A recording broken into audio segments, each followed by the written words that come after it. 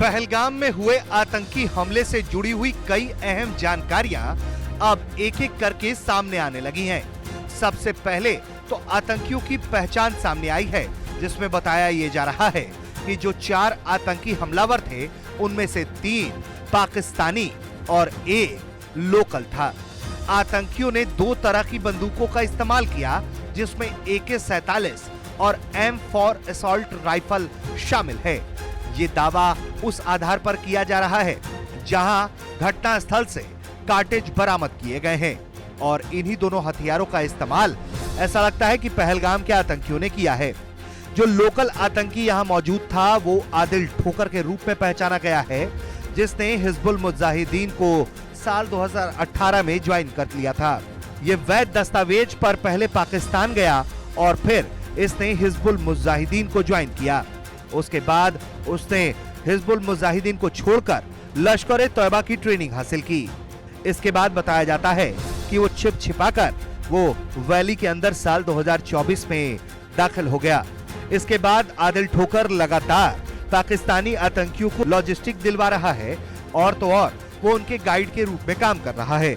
आतंकी हमला करने के लिए पहलगाम के बैसरैन घाटी में आए आतंकियों के बारे में ये भी जानकारी सामने आई है कि वो कोकरनाग के जंगलों से पैदल चलते हुए बैसरैन तक पहुंचे थे। तकरीबन उन्हें कोकरनाग से बैसरैन तक पहुंचने में 20 से 22 घंटे का वक्त लगा। वहीं बताया ये जा रहा है कि जो 4 आतंकी सामने आए थे उनमें से 2 आतंकी बाईं ओर से सामने आए और इसके अलावा 2 आतंकी जीप लाइन की तरफ से, दुकानों की तरफ से सामने आए। यानी कि कुल मिलाकर इन्होंने पूरी तरह से रेकी किया हुआ था और इन्हें मालूम था कि किस तरह से घेराबंदी की जा सकती है। और जैसे ही मौकाए वारदात पर ये आतंकी पहुंचते हैं, उसके बाद लोगों की पहचान करनी शुरू कर देते हैं और लोगों को चुन चुन कर मारते हैं। बताया जाता है कि ज्यादातर मारे गए लोगों के माथे पर गोली के निशान हैं, यानी कि उनको 0 पॉइंट पर रखकर गोली मारी गई है। यानी कि जो बात पहचान की जा रही है वो पहले उन्हें पहचाना गया है और फिर उन्हें मारा गया है।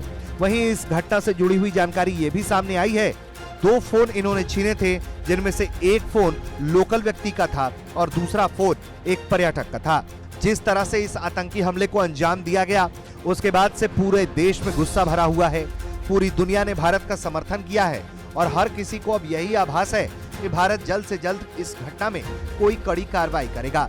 लेकिन जिस तरह से आतंकियों के पास से M4 राइफल की मौजूदगी की बात सामने आई है, उससे एक बात साफ है कि ये वही हथियार हैं जो अमेरिका अफगानिस्तान में छोड़कर गया था और फिर बाद में अफगानिस्तान से ISI ने ये बंदूकें खरीदी और फिर इन्हीं बंदूकों को पाकिस्तानी आतंकियों के हाथ में दिया गया, जिसके जरिए भारत में यह दहशतगर्दी की जा रही है। ब्यूरो रिपोर्ट, भारत तक।